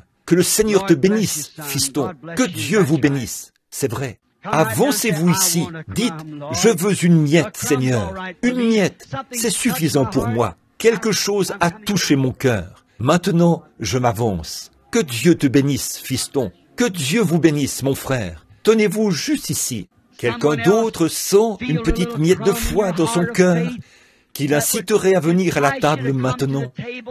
Voudriez-vous vous avancer aux côtés de ces 4 jeunes hommes qui sont ici, qui attendent? J'ai prêché au sujet d'une femme ce soir, et ce sont des hommes qui s'avancent. Qu'en est-il, ma sœur? Ne voulez-vous pas venir, vous aussi, pour la miette? Avez-vous ce petit peu de foi qui vous dit que vous avez tort? Vous dites, eh bien, je ne sais pas ce qu'est une miette, frère Branham. La miette, c'est ce qui est maintenant dans votre cœur, qui vous dit que vous avez tort, que vous devriez vous repentir. Venez, ne voulez-vous pas venir? Levez-vous et venez doucement, rapidement, à la fontaine remplie de sang. Ne voulez-vous pas vous avancer? J'ai tort, frère. Priez pour moi. Avancez-vous. Que Dieu vous bénisse, frère. Que Dieu vous bénisse. Quelqu'un d'autre? Je veux seulement une miette, Seigneur. Cette petite miette dans mon cœur. Je viens maintenant pour la présenter. Voulez-vous venir? Maintenant, y a-t-il quelqu'un ici qui est rétrograde, qui s'est éloigné, et vous aimeriez vous avancer? Voulez-vous venir maintenant? Ceux qui n'ont pas le Saint-Esprit. Vous n'avez pas reçu le Saint-Esprit. Oh, mon ami, si cette lumière a été rendue si réelle pour vous au dernier jour, ne voulez-vous pas venir vous placer ici aussi? Il se pourrait que ce soit le moment où ce grand désir dans votre cœur, quelque chose qui vous dit, je crois que le Seigneur va me donner le baptême de l'Esprit ce soir. Je veux m'avancer, me tenir là. Avancez-vous à l'autel. Le ferez-vous? Levez-vous avec nous pour la prière. Vous qui ressentez une petite miette, qui dit, j'ai besoin du Saint-Esprit. Si un homme peut faire tout le trajet de l'Ohio, venir jusqu'ici en avion à réaction, que Dieu vous bénisse, frère Grant. Un presbytérien peut prendre un vol de l'Ohio jusqu'ici en avion à réaction pour se tenir à l'autel. Qu'en est-il des gens de Phoenix? Que Dieu vous bénisse, ma sœur. Restez ici juste un instant. Ne voulez-vous pas venir? Des veines d'Emmanuel. Ne voulez-vous pas venir là où la source est ouverte ce soir, remplie des bonnes choses de Dieu?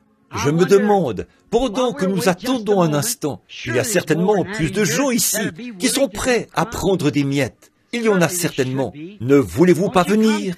Faites simplement ce que je vous demande, une fois. Soyez sincères dans votre cœur. Dites, je m'avance là. C'est le moment pour moi de venir. Je viens malgré tout.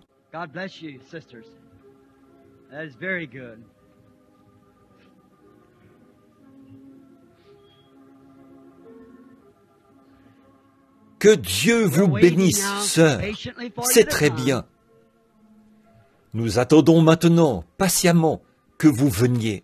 Courbons la tête maintenant, alors que nous attendons, et chantons ce cantique de l'Église. There is a fountain, with blood from Emmanuel. Ne voulez-vous pas venir maintenant? Ne voulez-vous pas prendre votre miette et venir?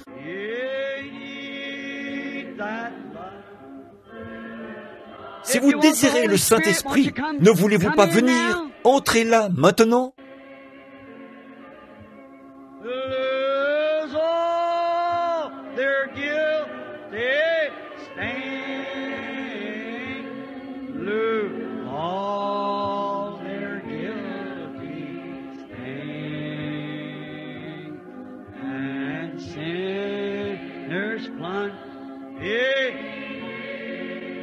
Venez, mon ami.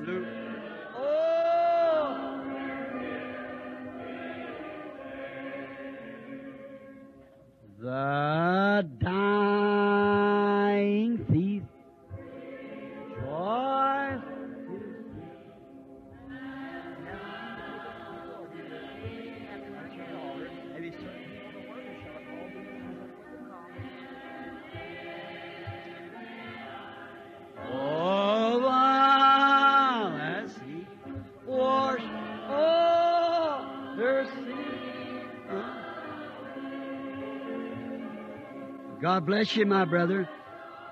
Que Dieu vous bénisse, mon frère. C'est comme ça qu'il faut faire. Je me demande si les ministres ici présents voudraient venir se tenir ici avec nous. Les ministres dans le bâtiment, venez vous tenir ici avec nous un instant. Des instructeurs qui s'intéressent aux âmes perdues.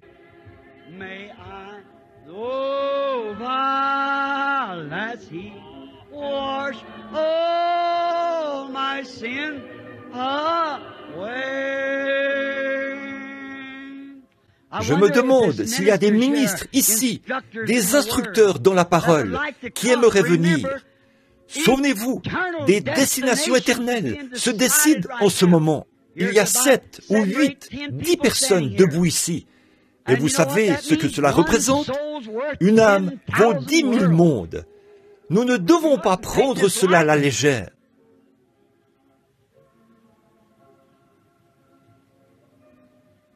Maintenant, vous qui êtes malade et qui voulez qu'on prie la prière de la foi pour vous, voudriez-vous simplement vous lever là où vous êtes? Vous qui êtes malade et dans le besoin, c'est bien.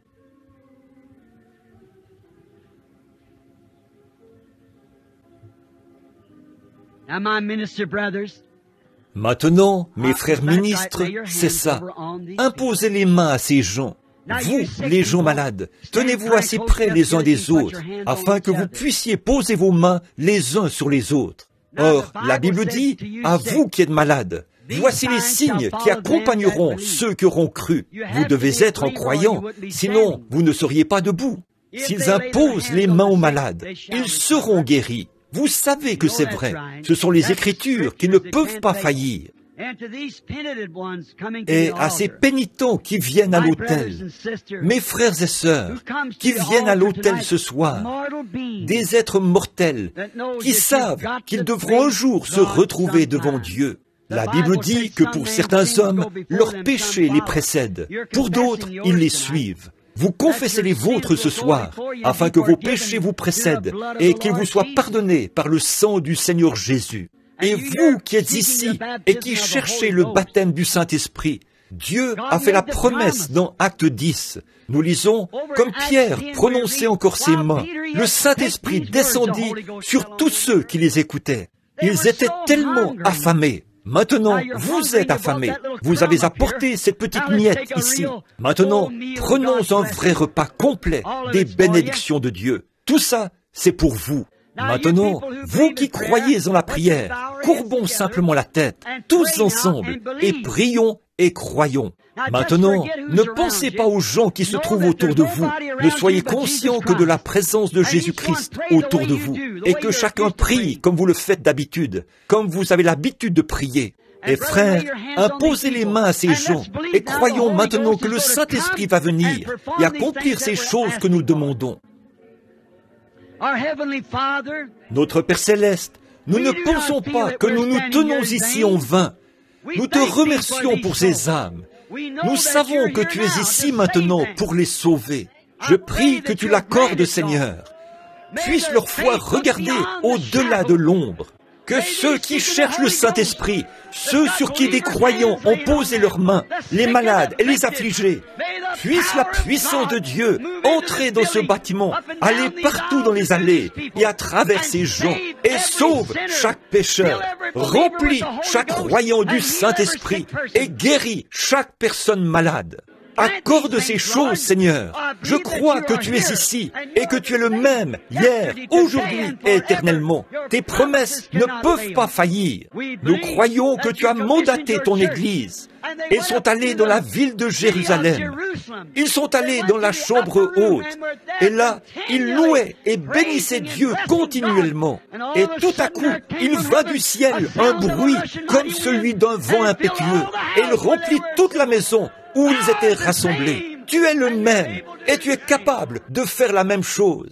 Que la puissance qui est descendue au jour de la Pentecôte baptise ce groupe de personnes ce soir dans la puissance de la résurrection de Jésus-Christ. Cette prière, je la fais au nom de Jésus, pour ces gens, pour la gloire de Dieu. Levez vos mains maintenant. La prière de la foi a été offerte. La prière de la foi du pardon.